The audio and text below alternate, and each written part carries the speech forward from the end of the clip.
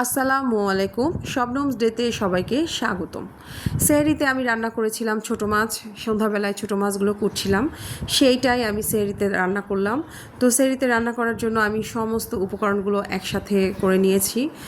মরিচ, জিরা বাটা, রসুন বাটা, লবণ, পেঁয়াজ কুচি, তারপরে গিয়ে আলু এভাবে করে কেটে নিয়েছি। সব উপকরণগুলো আমি একসাথে মেখে ভালো করে মাখাবো, তারপরে আমি মাছগুলো দিয়ে রান্না করব। তো এই যে পেঁয়াজ কুচিটা দিয়ে দিলাম, তারপরে গিয়ে আলুটা দিব, তারপরে লবণ দিচ্ছি, সবগুলো একসাথে সুন্দর করে এখানে নিয়ে এই যে কাঁচামরিচ নিচ্ছি, তারপরে গিয়ে রসুন বাটা নিচ্ছি।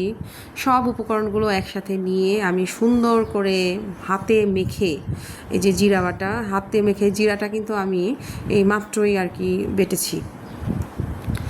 তো এই যে ছোটো মাছ খেতে যেমন মজা, তো কুটতে তো আরও বেশি মজা লেগে গেছিলো। আমার কোমর ব্যথা হয়ে গিয়েছিল, আমার এমনিতেও কোমরের ব্যথার সমস্যা আছে। তো খুবই খারাপ লাগছিল। অনেকগুলো মাছ কুটেছিলাম আর কিছু রেখে দিয়েছিলাম, সম্ভব ছিল না এতগুলো মাছ একসাথে কোটা। তো আমি এই যে মরিচের গুঁড়া, হলুদের গুঁড়া, ধনে গুঁড়া, সব মশলা একসাথে দিয়ে ভালো করে মেখে নিচ্ছি। ভালো করে মাখতে হবে এটা। আমাদের একটা আপু ছিল, সেই আপুর এই রান্নাটা খুবই মজার ছিল। ওনার অবশ্য হাতের রান্না যে কোনো রান্নাই অনেক মজা ছিল। সে আপুটার নাম নূপুর আপু। তো যাই হোক, তো আপু এই যে এত সুন্দর করে রান্না করতো। তো আমি এই যে মাছগুলো আবার দিয়ে দিলাম, মাছগুলো দিয়ে সুন্দর করে আমি হাতের যে পানিটা সেটা মানে আর কি দিয়ে দিলাম, লেবেল দিয়ে দিলাম।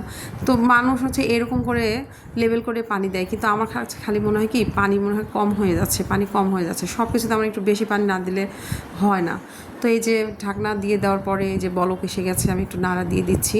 একটু ঝালই রেখেছিলাম, কেন জানি ইদানিং ঝাল ঝাল জিনিসপত্র খাইতে বেশি ভালো লাগছে। তো আজকে রান্না করব শুটকি ভুনা, তো সেটাও আর কি করব, একটু পরেই করব।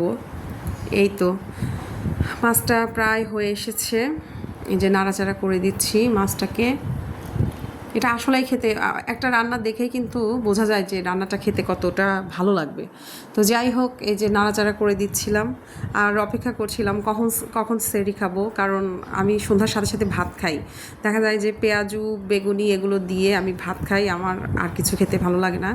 মানে খেতে ভালো লাগে আর কি, খাই না কারণ ওভারলোড হয়ে যায়, ইফতারিতে অত বেশি খাওয়া যায় না। তো আর্লি খেয়ে ফেলি, তো যার কারণে ক্ষুধা লেগে যায়। তো এই যে রান্না করছি, রান্না করে তারপরে খাবো আর কি। ভাত রান্না করেছি, তারপরে মাছ রান্না করলাম, আর গিয়ে ডাল। এটা দিয়েই আমাদের এখনকার সেহরি। তো রান্নাটা কেমন হয়েছে জানাবেন।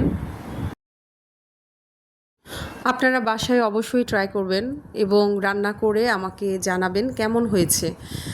আসলে এই ধরনের মাছগুলো খেতে ভালোই লাগে, আর সেহরি, ইফতার, রোজা আসার পরে না এই টাইপের খাবার দাবারগুলোই কেন জানি খেতে ভালো লাগে। তো ধন্যবাদ সবাইকে।